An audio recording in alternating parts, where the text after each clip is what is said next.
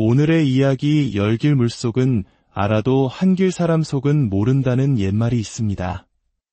우리는 살아가면서 수많은 인연을 만나고 그들의 마음을 헤아리려 노력하지만 때로는 가장 가깝다고 믿었던 사람의 깊은 속내에 발을 헛디뎌 상처를 입기도 합니다.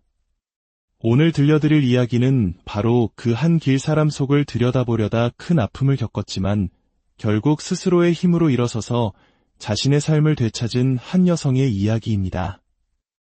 이 이야기가 혹시 비슷한 상처를 안고 계신 분들께 작은 위로와 용기가 되기를 바랍니다. 만약 이 이야기에 공감하신다면 주변의 소중한 이들에게 공유하여 함께 지혜를 나누는 것도 좋겠습니다. 그럼 이제 그녀의 목소리에 귀 기울여 보겠습니다. 안녕하세요. 제 인생에서 가장 큰 오점이었던 사람을 제 발로 시원하게 걷어차버린 이제는 홀가분한 30대 여성입니다. 지금부터 제가 겪었던 기막히고 또 어떻게 보면 한편의 막장 드라마 같았던 이야기를 여러분께 들려드리고자 합니다. 어릴 적 저희 집의 분위기를 한마디로 표현하자면 밑빠진 독 같았습니다. 겉보기에는 평범한 중산층 가정처럼 보였지만 실상은 언제나 위태로웠고 작은 충격에도 금방이라도 산산조각 날 것 같은 불안감이 집안 전체를 감돌고 있었죠. 아버지는 매사에 의욕과 열정이 넘치는 뜨거운 불 같은 분이셨습니다. 반면 어머니는 그런 아버지와는 정반대로 언제나 이성적이고 얼음처럼 차가운 분이셨어요. 누군가는 뜨거운 사람과 차가운 사람이 만나면 서로의 온도를 맞추며 조화를 이룰 수 있다고 했지만 저희 부모님은 그 예외였습니다. 두 분은 물과 기름처럼 섞이지 못했고 눈만 마주치면 서로를 향해 으르렁거리기 바빴습니다. 물론 그 다툼의 불씨를 지피는 것은 언제나 아버지의 몫이었습니다. 그런 두 분을 보고 있으면 도대체 상극인 두 사람이 어떻게 만나 결혼까지 하게 된 건지 어린 마음에도 도무지 이해할 수가 없었습니다. 아버지는 원래 한 중견기업에서 알아주는 영업사원이셨습니다. 실적도 우수했고 대인관계도 조화 회사 내에서 인정받는 인재였죠. 하지만 아버지는 그 자리에 안주하는 분이 아니었습니다. 늘 가슴속에 더 큰 성공에 대한 야망을 품고 계셨습니다. 그러던 어느 날 아버지는 사업을 하겠다는 거대한 포부를 안고 가족과의 상의도 없이 잘 다니던 회사에 사직서를 던져버렸습니다. 어머니는 아버지의 이런 충동적인 행동에 경악을 금치 못했죠. 당신 정말 제정신이에요? 사업이 무슨 애들 소꿉장난인 줄 알아요? 멀쩡한 회사 그만두고 왜 사서 고생길로 들어가려는 거냐고요.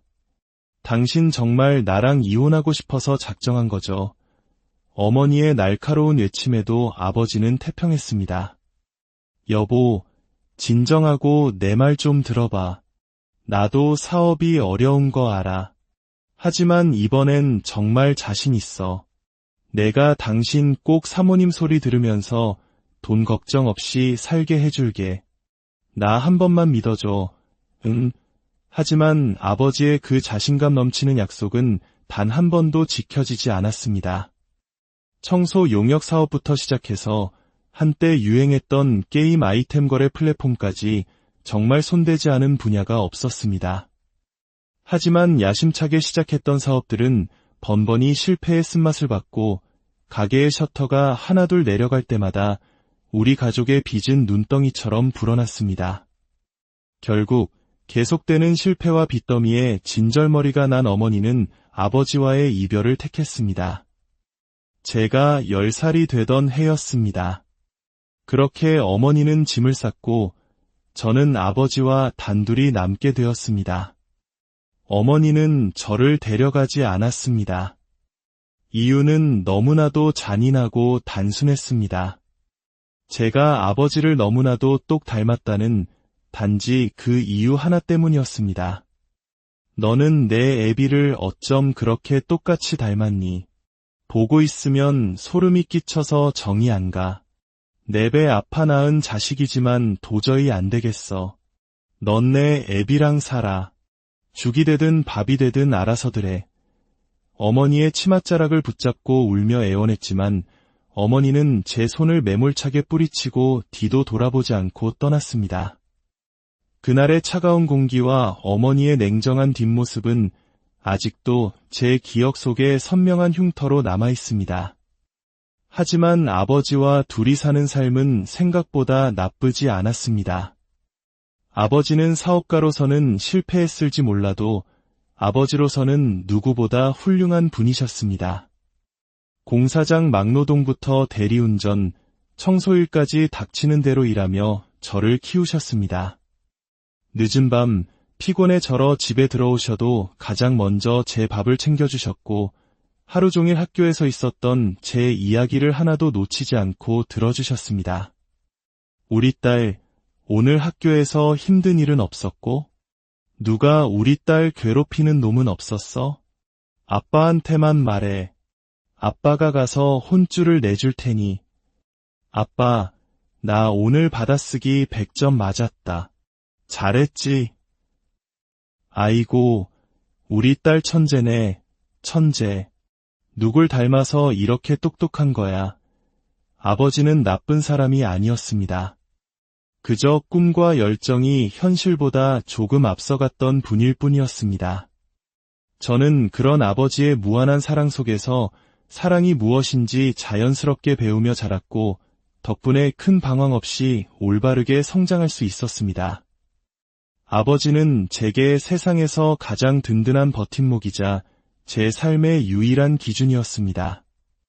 그런 환경 덕분이었을까요? 저는 일찍부터 책임감이 강하고 웬만한 일에는 쉽게 흔들리지 않는 단단한 성격으로 자랐습니다. 고등학교를 졸업하고 나서는 수도권의 한 대학 경영학과에 입학했습니다. 안정적인 직장에 들어가 하루빨리 아버지를 호강시켜 드리고 싶다는 생각 때문이었죠. 대학 생활 4년 동안 저는 누구보다 치열하게 살았습니다. 학점 관리는 물론이고 대외활동, 봉사활동, 인턴십까지 이력서에 한 줄이라도 더 채워넣기 위해 쉴 틈 없이 움직였습니다. 그렇게 노력한 결과 저는 졸업과 동시에 원하던 회사에 입사할 수 있었습니다. 처음에는 그저 평범한 직장인으로 살다가 좋은 사람 만나 결혼하면 회사를 그만둘지도 모른다는 막연한 생각을 하기도 했습니다. 하지만 막상 일을 해보니 제 생각은 완전히 달라졌습니다. 김 대리, 이번에 제출한 보고서 아주 깔끔하고 좋았어. 일 처리도 야무지고 앞으로가 기대되는 인재야. 상사에게 처음으로 듣는 칭찬에 가슴이 벅차올랐습니다. 성취감, 그리고 내가 누군가에게 필요한 존재가 되었다는 자각은 저를 완전히 다른 사람으로 만들었습니다. 회사에서 일하는 하루하루가 보람찼고 제 자신이 자랑스러웠습니다. 그렇게 일에 재미를 붙여가던 어느 날 제 인생에 그 남자가 나타났습니다. 훗날 제 인생을 송두리째 흔들어 놓을 그 남자, 제 전 남자친구와의 첫 만남은 거래처 미팅 자리였습니다. 그는 말수가 적고 표정 변화도 거의 없는 무뚝뚝한 사람이었습니다. 하지만 이상하게도 자꾸만 눈길이 갔습니다. 말없이 앉아있기만 해도 주변의 공기를 장악하는 묘한 존재감이 느껴지는 사람이었죠. 그러던 어느 날 퇴근길, 우연히 들른 편의점에서 그와 마주쳤습니다. 어색한 목례를 나누고 각자 계산을 하고 나오는데 그가 편의점 앞에서 저를 기다리고 있었습니다. 그리고는 따뜻한 캔커피 하나를 건네며 제게 말을 걸었습니다. 늦게까지 고생이 많으시네요. 근처에 사시나 봐요. 그 별거 아닌 대화가 시작이었습니다. 저희는 조금씩 가까워졌고 서로의 마음을 확인한 뒤 연인이 되었습니다. 그는 저와 비슷한 가치관과 목표를 가지고 있었고 6년이라는 긴 시간 동안 저희는 단 한 번도 크게 다툰 적이 없을 만큼 잘 맞았습니다. 저희는 단순한 연애를 넘어 함께 미래를 설계하고 꿈을 키워나갔습니다. 그리고 우리의 6주년 기념일, 그는 제 손에 반지를 끼워주며 청혼했습니다. 우리 이제 결혼하자. 너와 함께라면 내 남은 인생을 행복하게 그릴 수 있을 것 같아. 저는 세상을 다 얻은 것처럼 행복했습니다. 하지만 그때 저는 몰랐습니다. 그 행복이 곧 다가올 거대한 불행의 서막에 불과했다는 것을 말이죠. 저와 남자친구는 오랫동안 함께 사업을 해보자는 꿈을 꿔왔습니다. 둘 다 경영학을 전공했기에 언젠가 우리만의 브랜드를 만들고 싶다는 야망이 있었죠. 사실 아버지의 연이은 사업 실패를 봐왔기에 두려움도 있었지만 그는 든든한 동반자였고 아버지 역시 저를 믿고 응원해 주셨습니다. 딸, 사업이라는 게 원래 넘어지고 깨지면서 배우는 거야. 처음부터 성공하면 재미없잖아. 아빠, 딸은 뭐든 잘 해낼 수 있을 거야. 자신감을 가져. 아버지의 응원에 힘입어 저희는 결혼 준비와 함께 본격적으로 카페 창업을 준비했습니다. 6년간의 시장 조사와 상권 분석 끝에 유동인구가 많은 주거지 근처에 가게를 계약했고 사업자 등록까지 마쳤습니다. 꿈에 그리던 우리만의 공간이 생긴다는 사실에 매일이 설렘으로 가득했습니다. 그러던 어느 날이었습니다. 남자친구의 노트북을 잠시 빌려 쓰다가 우연히 이름 없는 잠금 폴더 하나를 발견했습니다. 이상한 호기심이 발동했습니다. 제 생일, 그의 생일, 우리의 기념일을 눌러봐도 열리지 않던 폴더는 정말 신기하게도 무심코 누른 숫자 조합에 탁하고 열렸습니다. 그리고 저는 폴더 안의 내용을 보고 온몸에 소름이 돋았습니다. 그 안에는 지난 6년간 우리가 함께 준비해온 사업 관련 자료들이 아주 상세하게 정리되어 있었습니다. 메뉴 기획안, 마케팅 전략, 상권 분석 자료, 심지어 우리가 아직 논의조차 하지 않은 새로운 아이템에 대한 기획안까지 들어있었죠. 물론 함께 준비한 자료들이니 이상할 것은 없었습니다. 하지만 왜 이것을 굳이 비밀번호까지 걸어서 숨겨놓았는지 이해할 수가 없었습니다. 그날 밤 저는 남자친구에게 조심스럽게 물었습니다. 자기야, 오늘 우연히 노트북 보니까 우리 사업 자료들 비밀 폴더에 백업해놨더라? 혹시 무슨 특별한 이유라도 있어? 그는 대수롭지 않게 대답했습니다. 아, 그거? 혹시나 컴퓨터 포맷될까 봐 백업해둔 거야. 우리 사업의 핵심 기밀이 다 들어있는데 아무나 보게 열어둘 순 없잖아. 혹시 유출이라도 되면 큰일이니까. 그래서 잠가둔 거야. 그의 말은 일리가 있었습니다. 중요한 자료이니만큼 보안에 신경 쓰는 것은 당연했죠. 저는 그렇게 의심을 거두고 넘어갔습니다. 시간이 흘러 마침내 저희의 카페가 문을 열었습니다. 처음 며칠은 고전했지만 정성껏 준비한 메뉴와 진심을 다한 서비스가 입소문을 타면서 매출은 꾸준히 오르기 시작했습니다. 하루하루 늘어나는 손님들을 보며 우리의 미래도 저렇게 밝게 빛날 것이라 믿었습니다. 하지만 모든 것이 순조롭다고 생각했던 그때부터 균열은 시작되고 있었습니다. 어느 날 카페 공식 이메일로 마케팅 제안서에 대한 회신이라는 제목의 메일이 도착했습니다. 제가 보낸 적 없는 제안서였습니다. 확인해보니 남자친구가 광고 대행사에 보낸 것이더군요. 저희는 자체적으로 마케팅을 진행하기로 협의했었기에 저는 곧바로 그에게 전화를 걸었습니다. 자기야, 혹시 광고 대행사에 마케팅 의뢰했어? 우리끼리 하기로 했잖아. 그는 갑자기 예민하게 반응했습니다. 아니, 지금 당장 하겠다는 게 아니잖아.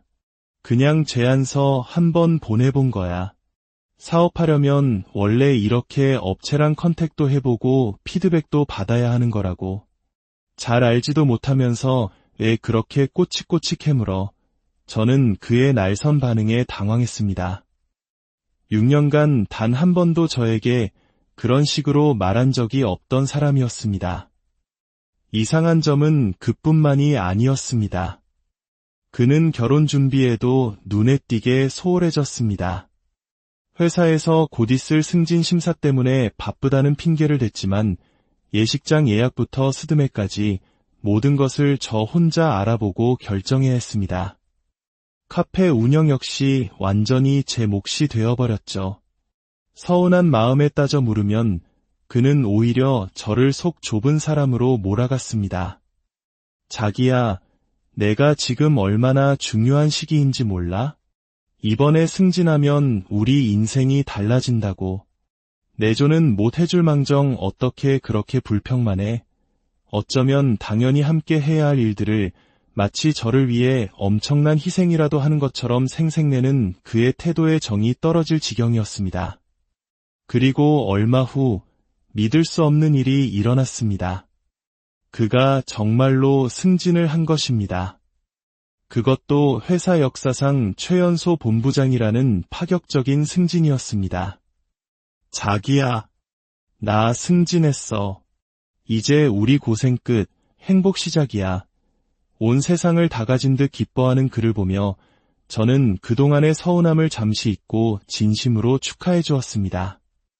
그가 지난 6년간 얼마나 열심히 노력했는지 누구보다 잘 알고 있었으니까요. 하지만 그 승진은 축복이 아니라 재앙의 시작이었습니다. 본부장이라는 직함을 단 그는 완전히 다른 사람이 되었습니다. 말투는 오만해졌고 저를 대하는 태도는 무성의를 넘어 무시에 가까워졌습니다. 그는 더 이상 제가 알던 다정한 사람이 아니었습니다. 불안한 마음에 예비 시부모님께 조심스럽게 상의를 드렸지만 돌아온 대답은 제 가슴에 비수를 꽂았습니다. 우리 아들이 큰 사람이 돼서 바쁜 건데 여자가 되어서 그것도 이해 못 해주니? 남자가 바깥일을 잘해야 집안이 편한 법이야. 그런 건 내가 좀 참고 이해해야지. 저는 철저히 혼자가 되었습니다. 그러던 어느 날 회사에서 일하고 있는데 카페 아르바이트생에게서 다급한 전화가 걸려왔습니다. 사장님, 지금 가게에 부동산 사람들이 와서 가게를 둘러보고 있어요. 혹시 가게 내놓으셨어요? 머리를 한 대 세게 맞은 듯한 충격이었습니다. 저는 가게를 내놓은 적이 없었습니다. 상황 파악이 되지 않아 급히 반차를 내고 카페로 달려갔습니다. 아르바이트생이 받아놓은 부동산 사장님의 명함으로 전화를 걸자 충격적인 사실을 듣게 되었습니다. 아, 그 카페요. 얼마 전에 어떤 젊은 남자분이 공동사장이라고 하시면서 급하게 처분해야 한다고 아주 싸게 내놓으셨는데요. 공동사장. 그건 제 남자친구밖에 없었습니다. 그가 저와 한마디 상의도 없이 우리가 6년간 피땀 흘려 일군 가게를 헐값에 팔아넘기려 했다는 사실에 온몸에 피가 차갑게 식는 것 같았습니다. 저는 곧바로 남자친구에게 전화를 걸었지만 그는 받지 않았습니다. 수십 통의 부재 중 전화와 문자를 남기고 애타게 연락을 기다리던 그때 띵 하고 문자 한 통이 도착했습니다. 그리고 저는 그 문자 내용을 보고 그 자리에 주저앉고 말았습니다. 본부장으로 승진하고 나니 선자리만 30개가 넘게 들어오네. 미안하지만 우리 파혼하자. 6년의 세월, 함께 꿈, 그리고 결혼 약속이 고작 문자 한 통으로 끝나버리는 순간이었습니다. 선자리가 들어왔다는 이유로 그것도 문자로 파혼을 통보하는 그의 무책임함과 잔인함에 치가 떨렸습니다. 하지만 저는 울지 않았습니다. 대신 차갑게 웃으며 그에게 답장을 보냈습니다. 그래, 좋아. 그런 좋은 자리가 들어왔다니 당연히 파혼해줘야지. 승진 축하하고. 아참, 승진 축하 선물은 곧 자네 회사로 도착할 거야. 기대해. 그리고 저는 곧바로 어딘가로 전화를 걸었습니다. 다음 날 저는 그에게서 피가 거꾸로 쏟을 듯한 분노의 찬 전화를 받았습니다. 그의 본부장 승진은 전격 취소되었고 회사에서 해고당했다는 소식이었습니다. 제가 보낸 승진 축하 선물이 무엇이었는지 궁금하신가요? 그날 밤 저는 그가 저 몰래 비밀 폴더에 숨겨두었던 파일들을 떠올렸습니다. 그리고 하나의 가설에 도달했습니다. 그가 최연소 본부장으로 승진할 수 있었던 이유는 그의 능력이 아니었습니다. 바로 제가 6년간 공들여 만든 우리의 카페 사업 기획안을 통째로 훔쳐 회사에 자신의 아이디어인 것처럼 제출했기 때문이었습니다. 그 비밀 폴더는 백업용이 아니라 증거인멸을 위한 도용의 흔적이었습니다. 저는 그날 밤 그의 회사 대표이사에게 직접 메일을 보냈습니다. 지난 6년간의 사업 기획안 원본 파일, 날짜별 수정 기록이 담긴 로그, 그와 아이디어를 주고받았던 모든 이메일과 메신저 대화 내역까지 그가 제 아이디어를 훔쳤다는 명백한 증거들을 모두 첨부해서 말이죠. 결과는 처참했습니다. 그는 아이디어 도용 및 업무상 배임 혐의로 불명예스럽게 해고되었고 동종업계의 소문이 퍼져 재취업 길도 막혔습니다. 모든 것을 잃은 그는 제게 찾아와 무릎을 꿇고 빌었지만 저는 차갑게 돌아섰습니다. 그의 어머니 역시 눈물로 호소했지만 제 마음은 이미 다친 뒤였습니다. 저는 그와의 흔적을 모두 지우고 카페 이름을 바꿨습니다.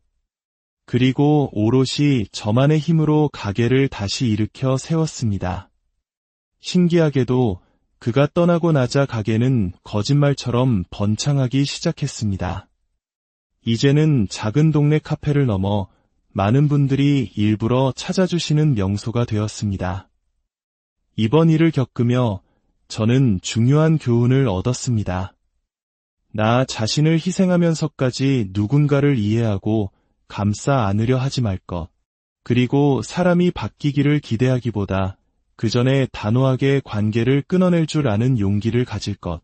언젠가 제게 다시 새로운 사랑이 찾아온다면 그때는 누구에게도 휘둘리지 않고 스스로를 존중하며 건강한 관계를 만들어 나갈 수 있을 것 같습니다. 그것이 진정으로 성숙한 사랑의 모습이 아닐까 싶습니다. 제 이야기는 여기까지입니다. 끝까지 들어주셔서 진심으로 감사합니다. 부디 이 글을 읽는 모든 분들의 삶에 행복. 오늘의 이야기 열길 물속은 알아도 한길 사람 속은 모른다는 옛말이 있습니다. 우리는 살아가면서 수많은 인연을 만나고 그들의 마음을 헤아리려 노력하지만 때로는 가장 가깝다고 믿었던 사람의 깊은 속내에 발을 헛디뎌 상처를 입기도 합니다. 오늘 들려드릴 이야기는 바로 그 한 길 사람 속을 들여다보려다 큰 아픔을 겪었지만 결국 스스로의 힘으로 일어서서 자신의 삶을 되찾은 한 여성의 이야기입니다. 이 이야기가 혹시 비슷한 상처를 안고 계신 분들께 작은 위로와 용기가 되기를 바랍니다. 만약 이 이야기에 공감하신다면 주변의 소중한 이들에게 공유하여 함께 지혜를 나누는 것도 좋겠습니다. 그럼 이제 그녀의 목소리에 귀 기울여 보겠습니다. 안녕하세요. 제 인생에서 가장 큰 오점이었던 사람을 제 발로 시원하게 걷어차버린 이제는 홀가분한 30대 여성입니다. 지금부터 제가 겪었던 기막히고 또 어떻게 보면 한편의 막장 드라마 같았던 이야기를 여러분께 들려드리고자 합니다. 어릴 적 저희 집의 분위기를 한마디로 표현하자면 밑 빠진 독 같았습니다. 겉보기에는 평범한 중산층 가정처럼 보였지만 실상은 언제나 위태로웠고 작은 충격에도 금방이라도 산산조각 날 것 같은 불안감이 집안 전체를 감돌고 있었죠. 아버지는 매사에 의욕과 열정이 넘치는 뜨거운 불 같은 분이셨습니다. 반면 어머니는 그런 아버지와는 정반대로 언제나 이성적이고 얼음처럼 차가운 분이셨어요. 누군가는 뜨거운 사람과 차가운 사람이 만나면 서로의 온도를 맞추며 조화를 이룰 수 있다고 했지만 저희 부모님은 그 예외였습니다. 두 분은 물과 기름처럼 섞이지 못했고 눈만 마주치면 서로를 향해 으르렁거리기 바빴습니다. 물론 그 다툼의 불씨를 지피는 것은 언제나 아버지의 몫이었습니다. 그런 두 분을 보고 있으면 도대체 상극인 두 사람이 어떻게 만나 결혼까지 하게 된 건지 어린 마음에도 도무지 이해할 수가 없었습니다. 아버지는 원래 한 중견기업에서 알아주는 영업사원이셨습니다. 실적도 우수했고 대인관계도 좋아 회사 내에서 인정받는 인재였죠. 하지만 아버지는 그 자리에 안주하는 분이 아니었습니다. 늘 가슴속에 더 큰 성공에 대한 야망을 품고 계셨습니다. 그러던 어느 날 아버지는 사업을 하겠다는 거대한 포부를 안고 가족과의 상의도 없이 잘 다니던 회사에 사직서를 던져버렸습니다. 어머니는 아버지의 이런 충동적인 행동에 경악을 금치 못했죠. 당신 정말 제정신이에요? 사업이 무슨 애들 소꿉장난인 줄 알아요? 멀쩡한 회사 그만두고 왜 사서 고생길로 들어가려는 거냐고요. 당신 정말 나랑 이혼하고 싶어서 작정한 거죠. 어머니의 날카로운 외침에도 아버지는 태평했습니다. 여보, 진정하고 내 말 좀 들어봐. 나도 사업이 어려운 거 알아. 하지만 이번엔 정말 자신 있어. 내가 당신 꼭 사모님 소리 들으면서 돈 걱정 없이 살게 해줄게. 나 한 번만 믿어줘. 응. 하지만 아버지의 그 자신감 넘치는 약속은 단 한 번도 지켜지지 않았습니다. 청소 용역 사업부터 시작해서 한때 유행했던 게임 아이템 거래 플랫폼까지 정말 손대지 않은 분야가 없었습니다. 하지만 야심차게 시작했던 사업들은 번번이 실패의 쓴맛을 받고 가게의 셔터가 하나둘 내려갈 때마다 우리 가족의 빚은 눈덩이처럼 불어났습니다. 결국 계속되는 실패와 빚더미에 진절머리가 난 어머니는 아버지와의 이별을 택했습니다. 제가 10살이 되던 해였습니다.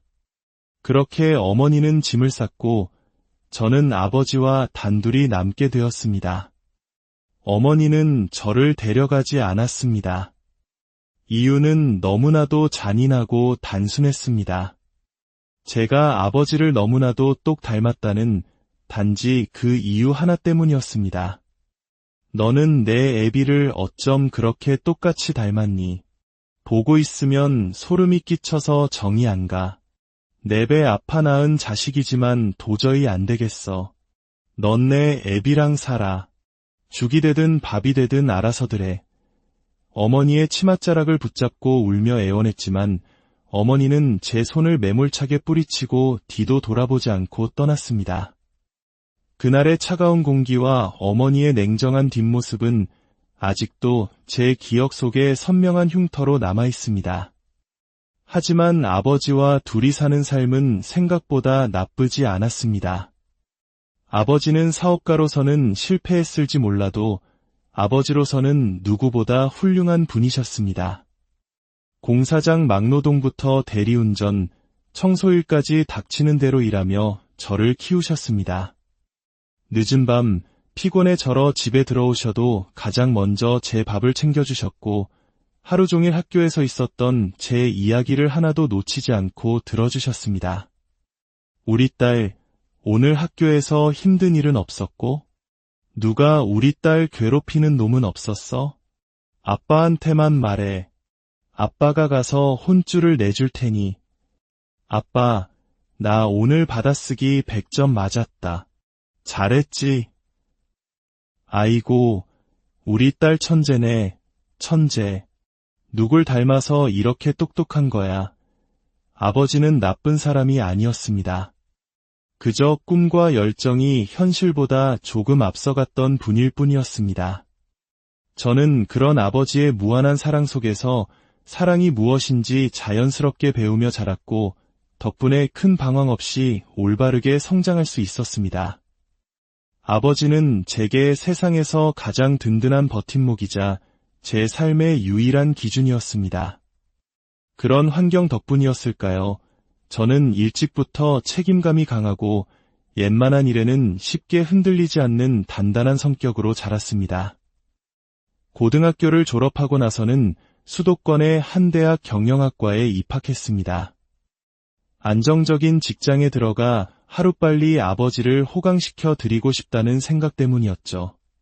대학 생활 4년 동안 저는 누구보다 치열하게 살았습니다. 학점 관리는 물론이고 대외활동, 봉사활동, 인턴십까지 이력서에 한 줄이라도 더 채워넣기 위해 쉴 틈 없이 움직였습니다. 그렇게 노력한 결과 저는 졸업과 동시에 원하던 회사에 입사할 수 있었습니다. 처음에는 그저 평범한 직장인으로 살다가 좋은 사람 만나 결혼하면 회사를 그만둘지도 모른다는 막연한 생각을 하기도 했습니다. 하지만 막상 일을 해보니 제 생각은 완전히 달라졌습니다. 김 대리, 이번에 제출한 보고서 아주 깔끔하고 좋았어. 일 처리도 야무지고 앞으로가 기대되는 인재야. 상사에게 처음으로 듣는 칭찬에 가슴이 벅차올랐습니다. 성취감, 그리고 내가 누군가에게 필요한 존재가 되었다는 자각은 저를 완전히 다른 사람으로 만들었습니다. 회사에서 일하는 하루하루가 보람찼고 제 자신이 자랑스러웠습니다. 그렇게 일에 재미를 붙여가던 어느 날 제 인생에 그 남자가 나타났습니다. 훗날 제 인생을 송두리째 흔들어 놓을 그 남자, 제 전 남자친구와의 첫 만남은 거래처 미팅 자리였습니다. 그는 말수가 적고 표정 변화도 거의 없는 무뚝뚝한 사람이었습니다. 하지만 이상하게도 자꾸만 눈길이 갔습니다. 말없이 앉아있기만 해도 주변의 공기를 장악하는 묘한 존재감이 느껴지는 사람이었죠. 그러던 어느 날 퇴근길, 우연히 들른 편의점에서 그와 마주쳤습니다. 어색한 목례를 나누고 각자 계산을 하고 나오는데 그가 편의점 앞에서 저를 기다리고 있었습니다. 그리고는 따뜻한 캔커피 하나를 건네며 제게 말을 걸었습니다. 늦게까지 고생이 많으시네요. 근처에 사시나 봐요. 그 별거 아닌 대화가 시작이었습니다. 저희는 조금씩 가까워졌고 서로의 마음을 확인한 뒤 연인이 되었습니다. 그는 저와 비슷한 가치관과 목표를 가지고 있었고 6년이라는 긴 시간 동안 저희는 단 한 번도 크게 다툰 적이 없을 만큼 잘 맞았습니다. 저희는 단순한 연애를 넘어 함께 미래를 설계하고 꿈을 키워나갔습니다. 그리고 우리의 6주년 기념일, 그는 제 손에 반지를 끼워주며 청혼했습니다. 우리 이제 결혼하자. 너와 함께라면 내 남은 인생을 행복하게 그릴 수 있을 것 같아. 저는 세상을 다 얻은 것처럼 행복했습니다. 하지만 그때의 저는 몰랐습니다. 그 행복이 곧 다가올 거대한 불행의 서막에 불과했다는 것을 말이죠. 저와 남자친구는 오랫동안 함께 사업을 해보자는 꿈을 꿔왔습니다. 둘 다 경영학을 전공했기에 언젠가 우리만의 브랜드를 만들고 싶다는 야망이 있었죠. 사실 아버지의 연이은 사업 실패를 봐왔기에 두려움도 있었지만 그는 든든한 동반자였고 아버지 역시 저를 믿고 응원해 주셨습니다. 딸, 사업이라는 게 원래 넘어지고 깨지면서 배우는 거야. 처음부터 성공하면 재미없잖아. 아빠, 딸은 뭐든 잘 해낼 수 있을 거야. 자신감을 가져. 아버지의 응원에 힘입어 저희는 결혼 준비와 함께 본격적으로 카페 창업을 준비했습니다.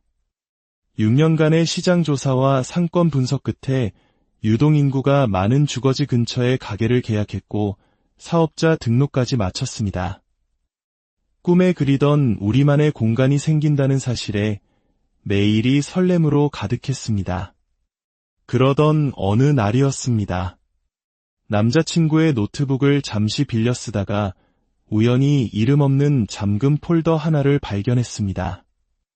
이상한 호기심이 발동했습니다. 제 생일, 그의 생일, 우리의 기념일을 눌러봐도 열리지 않던 폴더는 정말 신기하게도 무심코 누른 숫자 조합에 탁하고 열렸습니다.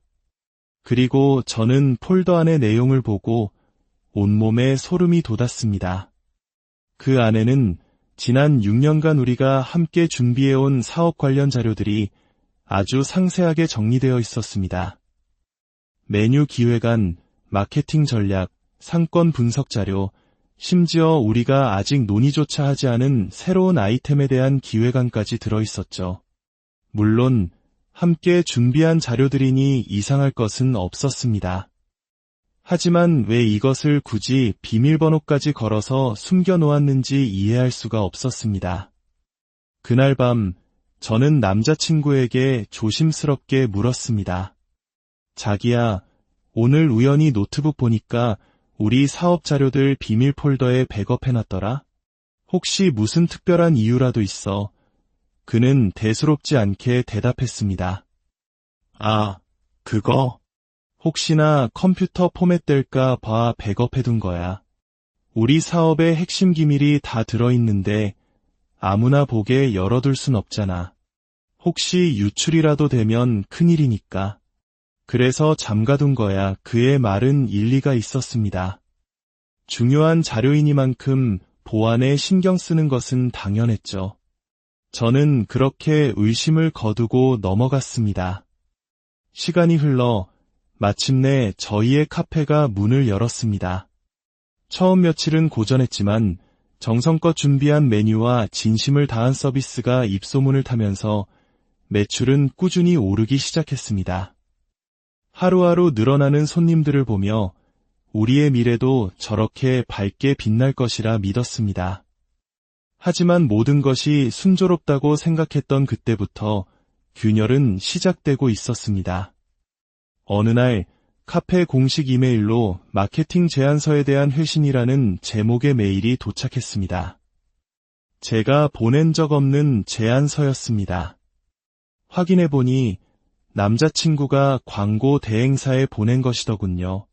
저희는 자체적으로 마케팅을 진행하기로 협의했었기에 저는 곧바로 그에게 전화를 걸었습니다. 자기야, 혹시 광고 대행사에 마케팅 의뢰했어? 우리끼리 하기로 했잖아. 그는 갑자기 예민하게 반응했습니다. 아니, 지금 당장 하겠다는 게 아니잖아. 그냥 제안서 한번 보내본 거야. 사업하려면 원래 이렇게 업체랑 컨택도 해보고 피드백도 받아야 하는 거라고. 잘 알지도 못하면서 왜 그렇게 꼬치꼬치 캐물어. 저는 그의 날선 반응에 당황했습니다. 6년간 단 한 번도 저에게 그런 식으로 말한 적이 없던 사람이었습니다. 이상한 점은 그뿐만이 아니었습니다.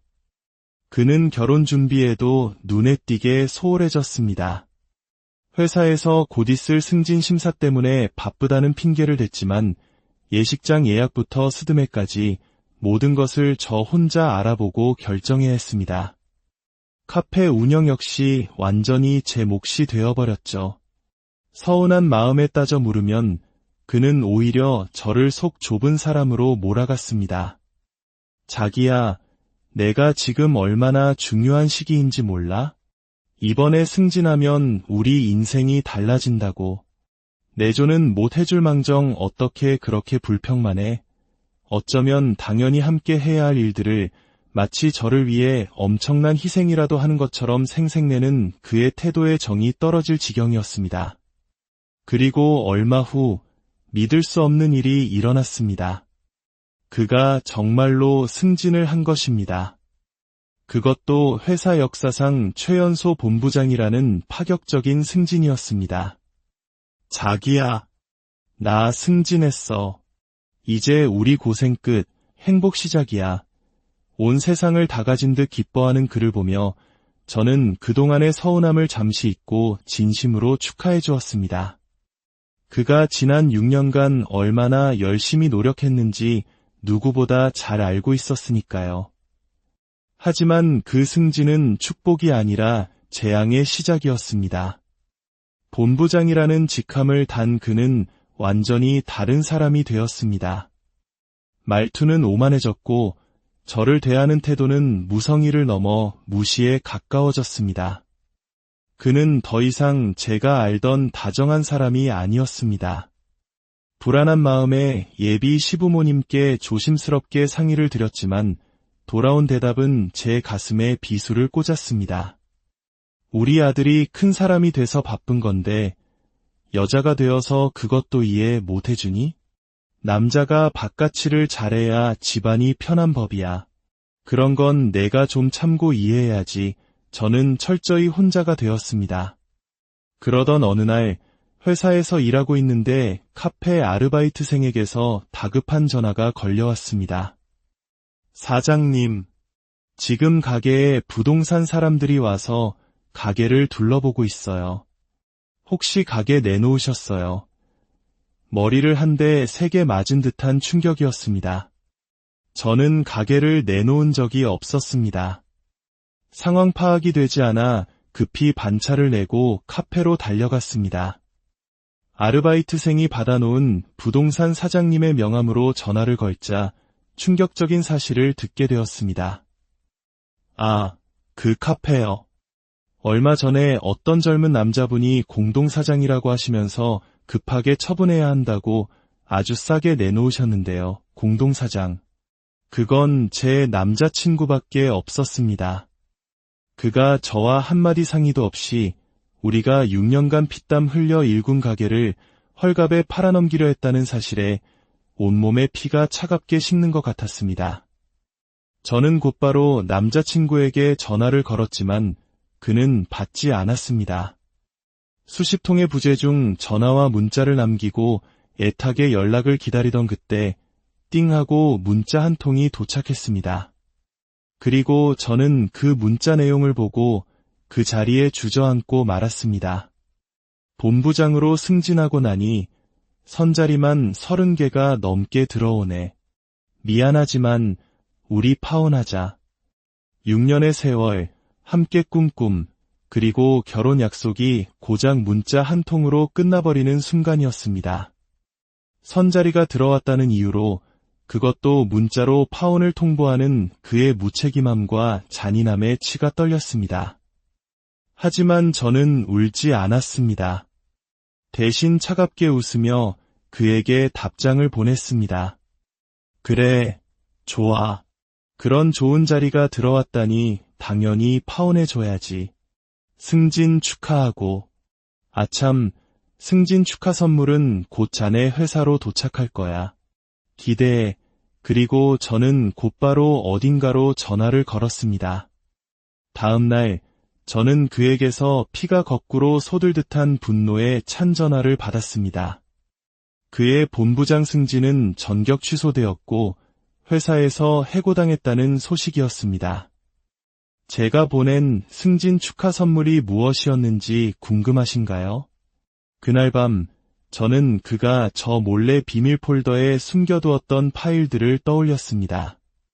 그리고 하나의 가설에 도달했습니다. 그가 최연소 본부장으로 승진할 수 있었던 이유는 그의 능력이 아니었습니다. 바로 제가 6년간 공들여 만든 우리의 카페 사업 기획안을 통째로 훔쳐 회사에 자신의 아이디어인 것처럼 제출했기 때문이었습니다.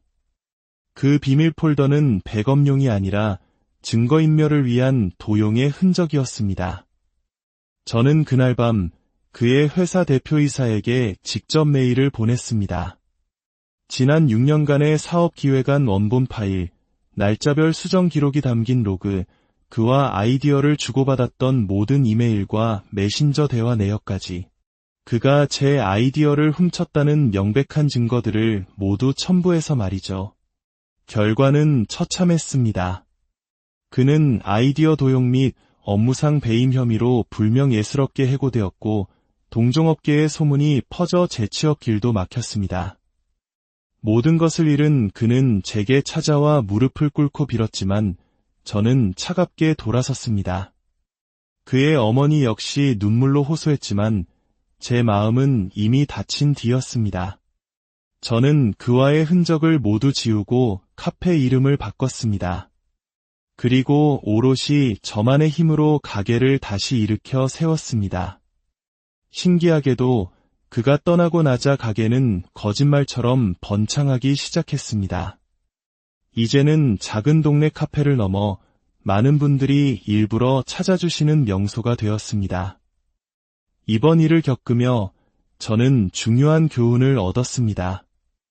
나 자신을 희생하면서까지 누군가를 이해하고 감싸 안으려 하지 말 것. 그리고 사람이 바뀌기를 기대하기보다 그 전에 단호하게 관계를 끊어낼 줄 아는 용기를 가질 것. 언젠가 제게 다시 새로운 사랑이 찾아온다면 그때는 누구에게도 휘둘리지 않고 스스로를 존중하며 건강한 관계를 만들어 나갈 수 있을 것 같습니다. 그것이 진정으로 성숙한 사랑의 모습이 아닐까 싶습니다. 제 이야기는 여기까지입니다. 끝까지 들어주셔서 진심으로 감사합니다. 부디 이 글을 읽는 모든 분들의 삶에 행복, 오늘의 이야기 열길 물속은 알아도 한길 사람 속은 모른다는 옛말이 있습니다. 우리는 살아가면서 수많은 인연을 만나고 그들의 마음을 헤아리려 노력하지만 때로는 가장 가깝다고 믿었던 사람의 깊은 속내에 발을 헛디뎌 상처를 입기도 합니다. 오늘 들려드릴 이야기는 바로 그 한 길 사람 속을 들여다보려다 큰 아픔을 겪었지만 결국 스스로의 힘으로 일어서서 자신의 삶을 되찾은 한 여성의 이야기입니다. 이 이야기가 혹시 비슷한 상처를 안고 계신 분들께 작은 위로와 용기가 되기를 바랍니다. 만약 이 이야기에 공감하신다면 주변의 소중한 이들에게 공유하여 함께 지혜를 나누는 것도 좋겠습니다. 그럼 이제 그녀의 목소리에 귀 기울여 보겠습니다. 안녕하세요. 제 인생에서 가장 큰 오점이었던 사람을 제 발로 시원하게 걷어차버린 이제는 홀가분한 30대 여성입니다. 지금부터 제가 겪었던 기막히고 또 어떻게 보면 한 편의 막장 드라마 같았던 이야기를 여러분께 들려드리고자 합니다. 어릴 적 저희 집의 분위기를 한마디로 표현하자면 밑빠진 독 같았습니다. 겉보기에는 평범한 중산층 가정처럼 보였지만 실상은 언제나 위태로웠고 작은 충격에도 금방이라도 산산조각 날 것 같은 불안감이 집안 전체를 감돌고 있었죠. 아버지는 매사에 의욕과 열정이 넘치는 뜨거운 불 같은 분이셨습니다. 반면 어머니는 그런 아버지와는 정반대로 언제나 이성적이고 얼음처럼 차가운 분이셨어요. 누군가는 뜨거운 사람과 차가운 사람이 만나면 서로의 온도를 맞추며 조화를 이룰 수 있다고 했지만 저희 부모님은 그 예외였습니다. 두 분은 물과 기름처럼 섞이지 못했고 눈만 마주치면 서로를 향해 으르렁거리기 바빴습니다. 물론 그 다툼의 불씨를 지피는 것은 언제나 아버지의 몫이었습니다. 그런 두 분을 보고 있으면 도대체 상극인 두 사람이 어떻게 만나 결혼까지 하게 된 건지 어린 마음에도 도무지 이해할 수가 없었습니다. 아버지는 원래 한 중견기업에서 알아주는 영업사원이셨습니다.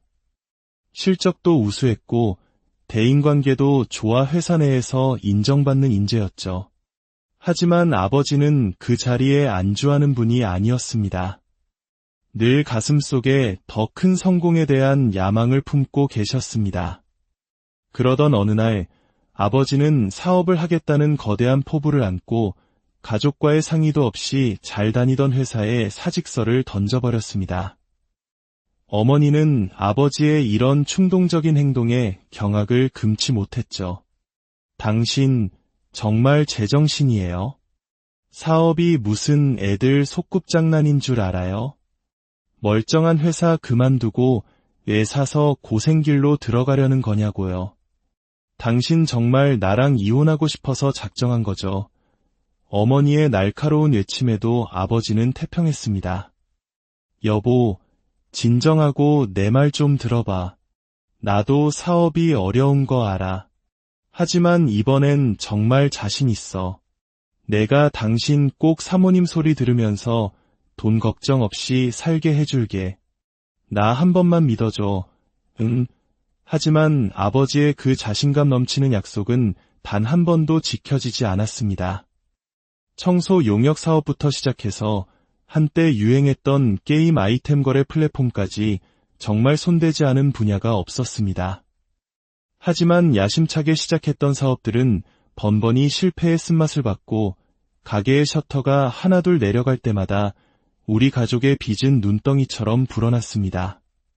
결국 계속되는 실패와 빚더미에 진절머리가 난 어머니는 아버지와의 이별을 택했습니다. 제가 10살이 되던 해였습니다. 그렇게 어머니는 짐을 쌌고 저는 아버지와 단둘이 남게 되었습니다. 어머니는 저를 데려가지 않았습니다. 이유는 너무나도 잔인하고 단순했습니다. 제가 아버지를 너무나도 똑 닮았다는 단지 그 이유 하나 때문이었습니다. 너는 내 애비를 어쩜 그렇게 똑같이 닮았니? 보고 있으면 소름이 끼쳐서 정이 안 가. 내 배 아파 낳은 자식이지만 도저히 안 되겠어. 넌 내 애비랑 살아. 죽이 되든 밥이 되든 알아서들 해. 어머니의 치맛자락을 붙잡고 울며 애원했지만 어머니는 제 손을 매몰차게 뿌리치고 뒤도 돌아보지 않고 떠났습니다. 그날의 차가운 공기와 어머니의 냉정한 뒷모습은 아직도 제 기억 속에 선명한 흉터로 남아 있습니다. 하지만 아버지와 둘이 사는 삶은 생각보다 나쁘지 않았습니다. 아버지는 사업가로서는 실패했을지 몰라도 아버지로서는 누구보다 훌륭한 분이셨습니다. 공사장 막노동부터 대리운전, 청소일까지 닥치는 대로 일하며 저를 키우셨습니다. 늦은 밤 피곤해 절어 집에 들어오셔도 가장 먼저 제 밥을 챙겨주셨고 하루 종일 학교에서 있었던 제 이야기를 하나도 놓치지 않고 들어주셨습니다. 우리 딸, 오늘 학교에서 힘든 일은 없었고? 누가 우리 딸 괴롭히는 놈은 없었어? 아빠한테만 말해. 아빠가 가서 혼쭐을 내줄 테니. 아빠, 나 오늘 받아쓰기 100점 맞았다. 잘했지? 아이고, 우리 딸 천재네, 천재. 누굴 닮아서 이렇게 똑똑한 거야. 아버지는 나쁜 사람이 아니었습니다. 그저 꿈과 열정이 현실보다 조금 앞서갔던 분일 뿐이었습니다. 저는 그런 아버지의 무한한 사랑 속에서 사랑이 무엇인지 자연스럽게 배우며 자랐고 덕분에 큰 방황 없이 올바르게 성장할 수 있었습니다. 아버지는 제게 세상에서 가장 든든한 버팀목이자 제 삶의 유일한 기준이었습니다. 그런 환경 덕분이었을까요? 저는 일찍부터 책임감이 강하고 웬만한 일에는 쉽게 흔들리지 않는 단단한 성격으로 자랐습니다. 고등학교를 졸업하고 나서는 수도권의 한 대학 경영학과에 입학했습니다. 안정적인 직장에 들어가 하루빨리 아버지를 호강시켜 드리고 싶다는 생각 때문이었죠. 대학 생활 4년 동안 저는 누구보다 치열하게 살았습니다. 학점 관리는 물론이고 대외활동, 봉사활동, 인턴십까지 이력서에 한 줄이라도 더 채워넣기 위해 쉴 틈 없이 움직였습니다. 그렇게 노력한 결과 저는 졸업과 동시에 원하던 회사에 입사할 수 있었습니다. 처음에는 그저 평범한 직장인으로 살다가 좋은 사람 만나 결혼하면 회사를 그만둘지도 모른다는 막연한 생각을 하기도 했습니다.